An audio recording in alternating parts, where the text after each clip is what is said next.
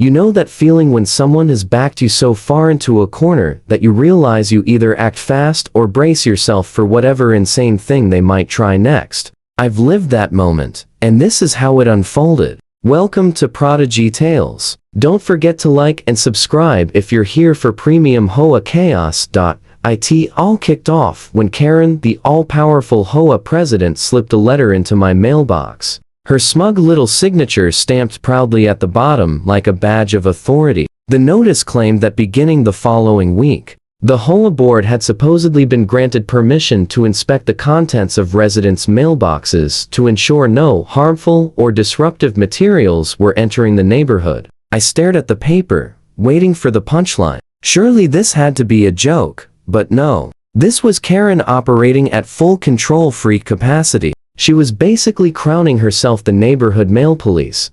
I read the letter again, slower this time, just to make sure my sanity hadn't finally cracked. This wasn't just overreach, it was a full-blown invasion of privacy. Who in the world gave her the authority to dig through private mail? Since when did HOA nonsense spill over into federal property? My head filled with a storm of furious thoughts, ranging from tearing the letter up in front of her to calling a lawyer that very second. But before going nuclear, chose a calmer route. I'd go straight to the source and ask her to explain what kind of circus law she thought she was enforcing. This wasn't about safety. It was about power.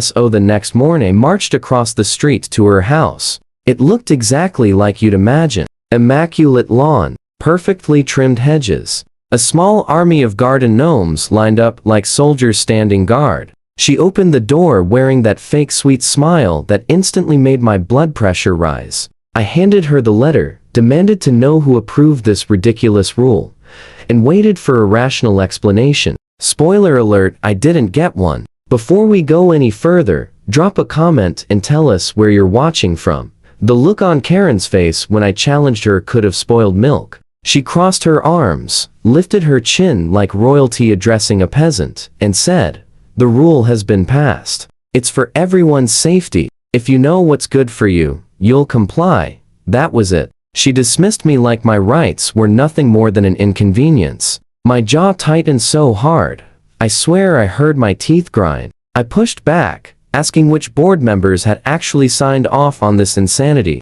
She smirked and replied, "That information is confidential." HOA business. The arrogance rolling off her was almost physical. She wanted total control, and she fully expected the rest of us to obey without question.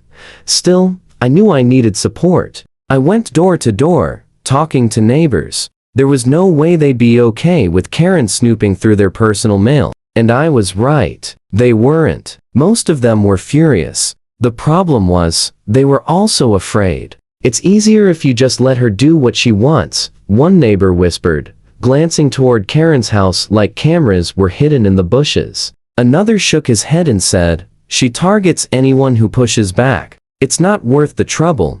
Their fear made my stomach turn. We were adults, yet we were letting a middle-aged tyrant with too much free time bully an entire block.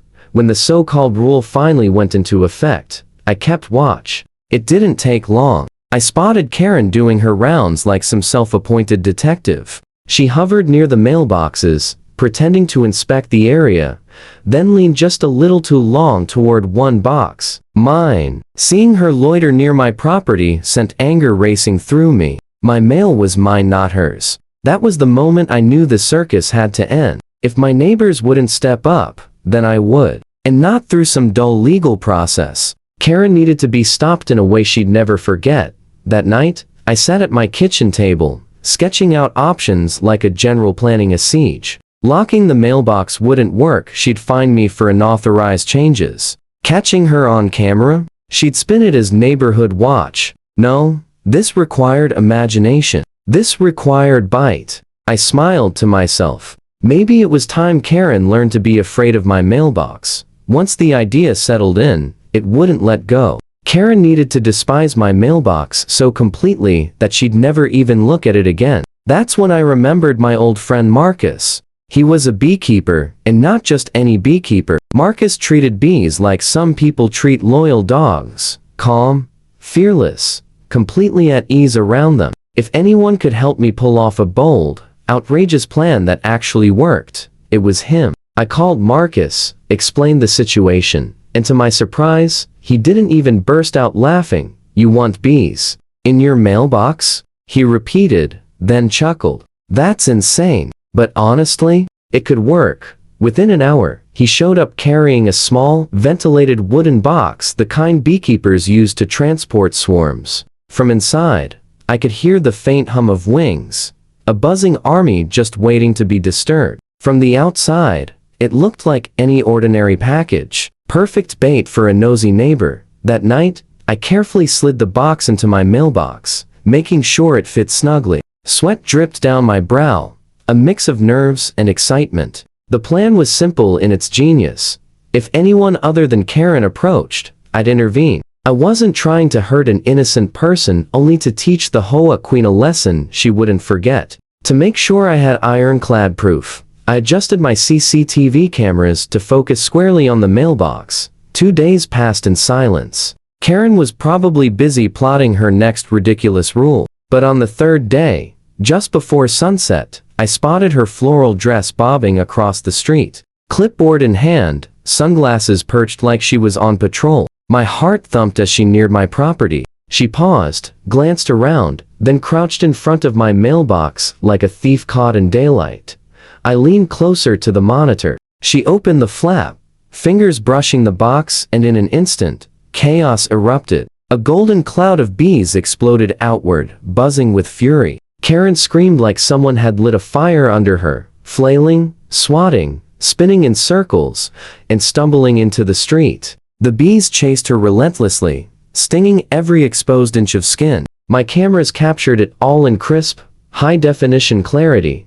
I leaned back in my chair, grinning like I'd won the lottery. Karen was performing like a cartoon character on speed, arms flapping wildly, rolling across hedges, her floral dress snagging and ripping as she tumbled across the grass, still shrieking. The bees weren't holding back. It was karma in action, delivering VIP treatment directly to her. Finally, she collapsed on a neighbor's lawn, panting, swollen, desperately slapping at her skin as the swarm dispersed, most of them flying off to freedom.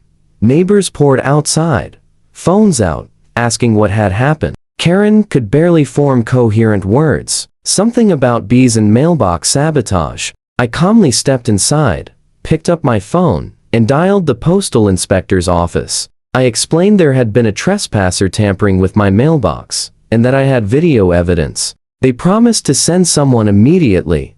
Perfect timing. By the time Karen was sitting up, clutching ice packs from a sympathetic yet secretly amused neighbor, a postal inspector pulled into the driveway. Tall, sharp-suited, commanding presence. He asked for the footage, which I gladly provided. The high-definition clip of Karen opening my mailbox right before the swarm attacked. The crowd nearly doubled over laughing.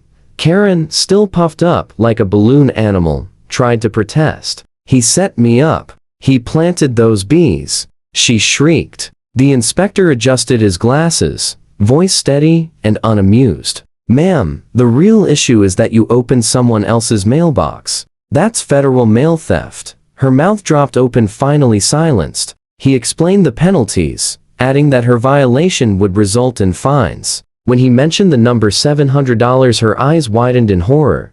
I just sat on my porch, sipping coffee, enjoying the calm after the storm. Sweet, sweet justice. The end. Don't forget to like and subscribe for more epic HOA showdowns. Do you think Karen got what she deserved? Comment below.